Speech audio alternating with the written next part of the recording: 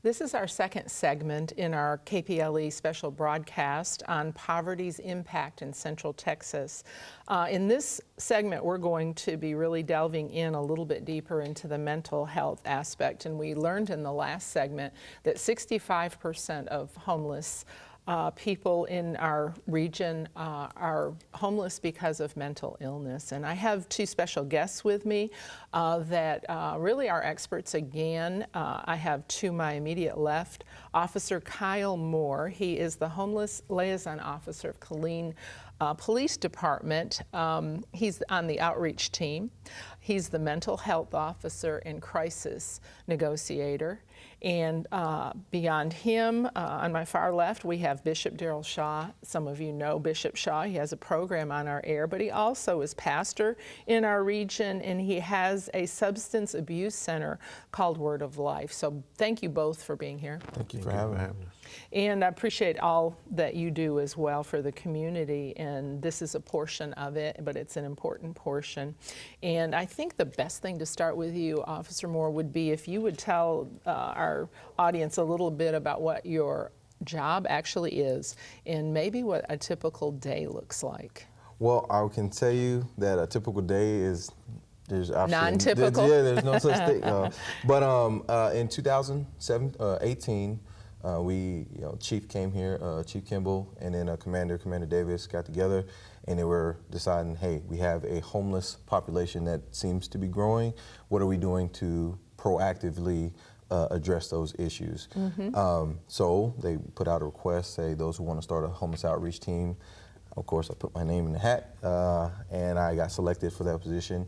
And we basically started it this year in 2018 after the point in time count.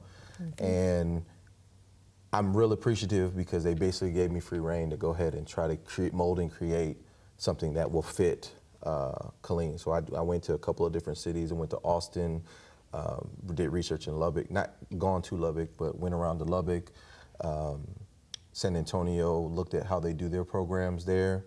And how they do things in Austin is not necessarily going to work here in Killeen. True. So it's been kind of like a trial and error type deal where I've taken bits and pieces of the thing and tried to mold our own thing here in Killeen. Essentially, what I tell people, I've become more or less a social worker, police officer. So I still have police duties and responsibilities. However, I do take on that extra responsibility to try to assist people, whether get back on their feet, get in contact with shelters, get in contact to get their benefits rolling again, or housing,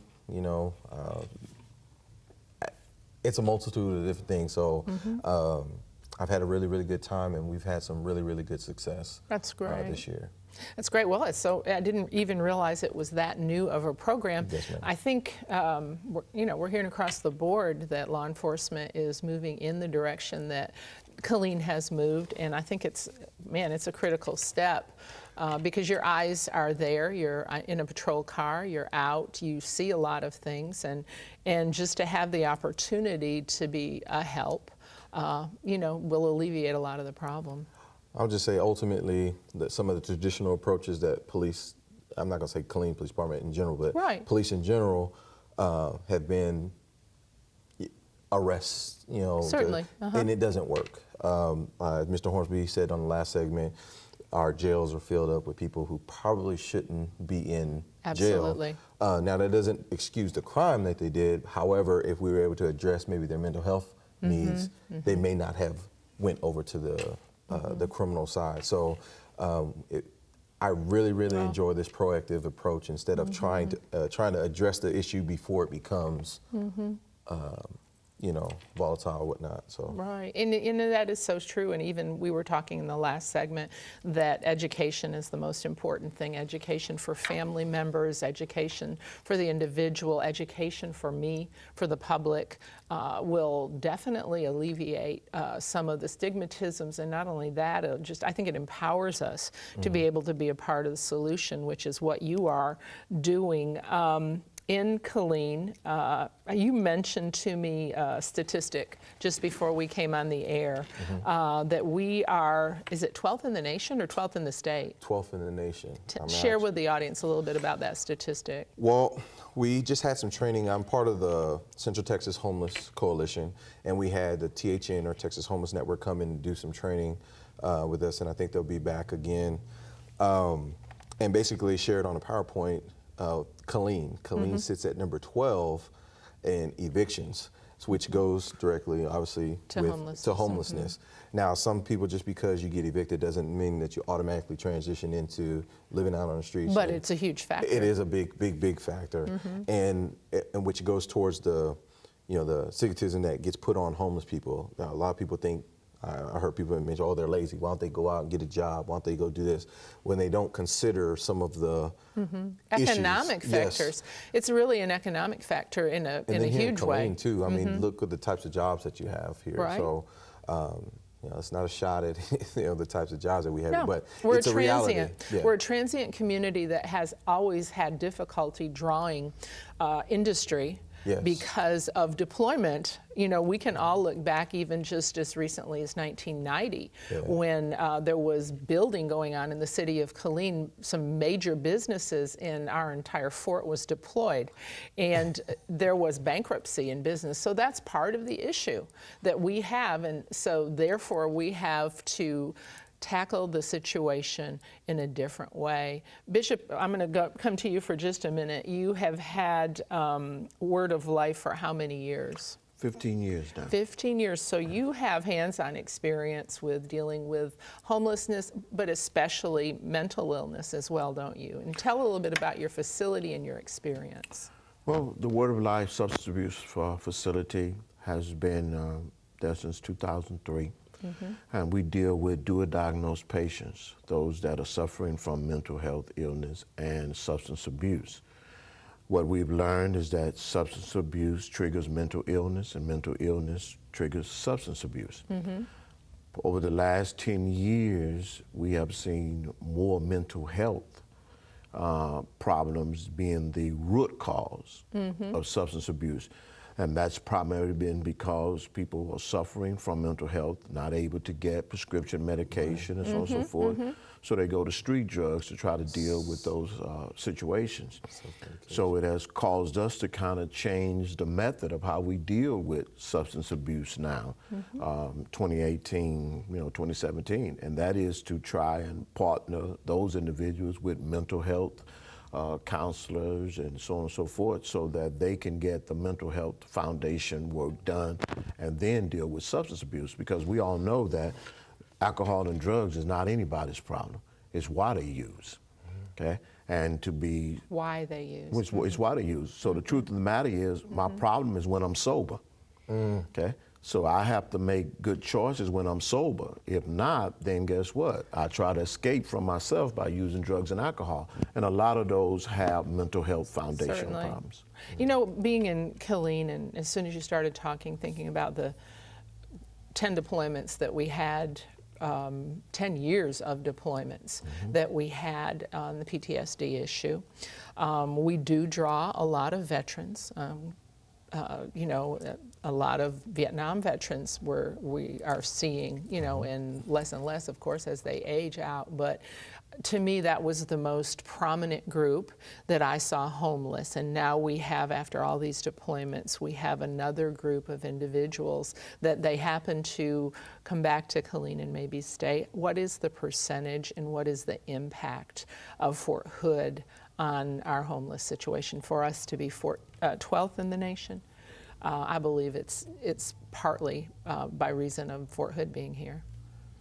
Okay. Well, I would go ahead and say that it's not necessarily the veterans that are out there on the streets, but what I've witnessed just being on the street is I've seen a lot of people's families come here because of the military. So they may have somebody they end up here. Yeah, and then so their family comes here because, oh man, Killeen has really low rents. True. When we had the hurricanes and we had the evacuees, a lot of people got here and they said, wow, I can get a 3-bedroom apartment, 2-bath for $650 a month. guess what? I'm gonna go ahead and stay here. So when you talk to a lot of people who don't have any ties to Killeen, what brought you here? Well, my brother was in the military here, or my mother or my father, stepdad, whatnot. And then kind of how what Mr. Hornsby said in the last segment, the families don't necessarily know how to deal with mental health issues or substance abuse issues. So they get put out. And then now they're out there on the streets of Killeen. And you add there's no grandparents with these families that come in. There's no support system family-wise. Of course, the church is a support system, but not a lot of them get to church. Do you have an impact from Fort Hood as far as the people that you treat? No, it's kind of the same description that Officer Moore described. They're connected with Fort Hood. So it is an impact from it, but not the soldier necessarily. So we have a very small percentage right. of actual soldiers or veterans that are really dealing with that from what we can see. But we have a large number where family members have moved on. They PCS to other places and left this group of people behind.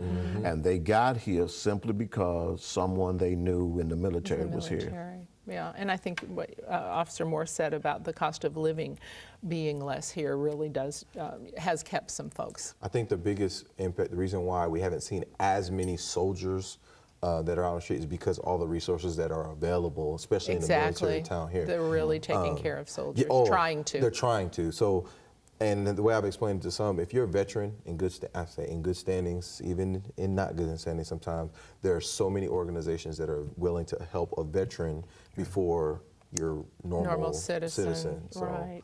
Talk a little bit about as you're patrolling, and you're wanting to do a couple of things. You're wanting to protect citizens. You're wanting to protect the individuals that are homeless. Talk a little bit about just the community and what individuals, how they should interact, what steps they might take if they see someone homeless. There's several things that you can do, and I guess the way to approach that is just because you see somebody out there, number one, doesn't mean that they are homeless. Now, if anybody's in need, I mean, basic human nature is to try to, a decent human being would be like, okay, if you see somebody in need, you're willing to not take advantage of them. Hopefully they don't do that. Right. But as far as being a police officer, it's kind of drawing that fine line between being compassionate and being responsible to the citizen, not just to the homeless individuals, but also to the business owners. Certainly. Because you want to help somebody, however, they've got to want the help. Now, if you choose not to accept the help, now we're not necessarily going to, force you to take the help, but we're going to make sure that you don't do anything that violates anybody else's privacy or businesses, whatnot. I hear you. In my case, for example, if I'm driving through Killeen and I see a situation, how should I respond to that? Here's where I will say, because I've heard a lot of people who come by and they'll see somebody on the street and I just gave him $20 and this is it. What I would recommend is don't enable somebody by just giving out handouts. I'm a firm believer in hand-ups, not handouts. So I told that person, yeah, you gave him $20. That person may use that for something to eat. However, the chances of them using for something to eat could be, I'm gonna go try to get some to drink, or I'm gonna go get something to smoke, or whatever the case may be. But I told them, if you to use that same $20 and giving it to an organization, or give it to the homeless outreach team, I could have used that same $20 to then go get an ID card for somebody who's out there willing to get off the street. What are some of the services? You say you're getting ID cards for them. What are some of the things you actually can do? Some of the things that I've done just in my short time, I'm like a mini detective sometimes. So if I reach out to them, gives basic information. Number one, and I have a litany of questions that I go through just to assess where they're at. Do you have health insurance? Do you have any mental health issues? Do you have substance abuse issues? Do you have a job? Do you have shelter? Yes, no, I record those, and then I do like a case file to try to address those needs as we go through. That's good. So family members, if I reach out, if you don't have any ties to Killeen, I may reach out to where you're from, make contact with mother. Mother didn't even know you were in that situation. Boom, hey, your mom's willing to take you back. And then I facilitate a bus ticket back for them to. Wow, that's powerful. So, and then of course, Social Security cards, birth certificates, things of that nature to try to get them on their feet. Identification has Yes. been one of those big issues that Yeah. have prevented people from moving forward. Yeah. Bishop, I want to ask you, do you think the problem is probably all of the above, systemic, generational? What do you see behind? You talk about the why. What do you see behind some of these issues, and what can we do and what can we change? I believe that a lot of it is generational learned behavior.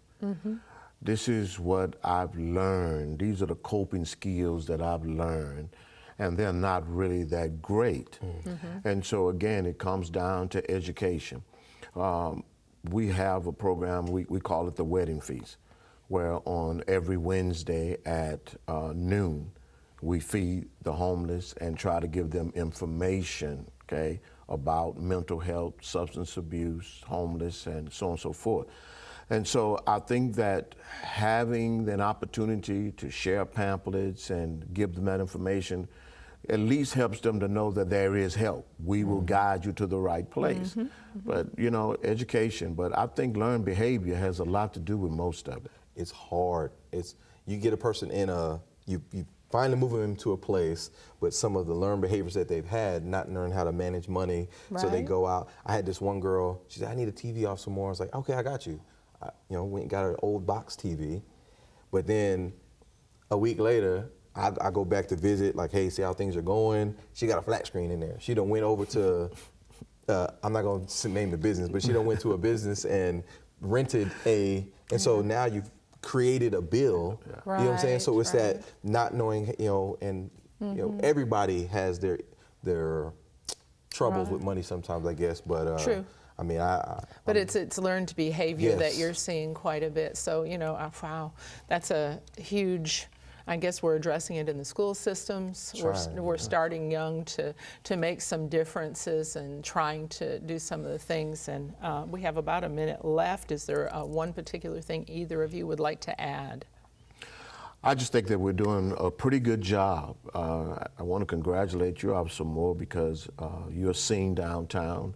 You're helping a lot of people, and we just appreciate how you are partnering with us to help us achieve our goals. I really appreciate that. I mean, it's been one of those deals that I'm a firm believer, reach one, teach one. So that's basically what it's boiled down to. You help somebody, and then they're your mouthpiece for other people. So I had to get over the first initial, oh, he's wearing a uniform, oh, he's just police. But now they see my cowboy hat, and oh, it's Officer Moore. If you need help, They he'll know help they you. can come to Yeah. you.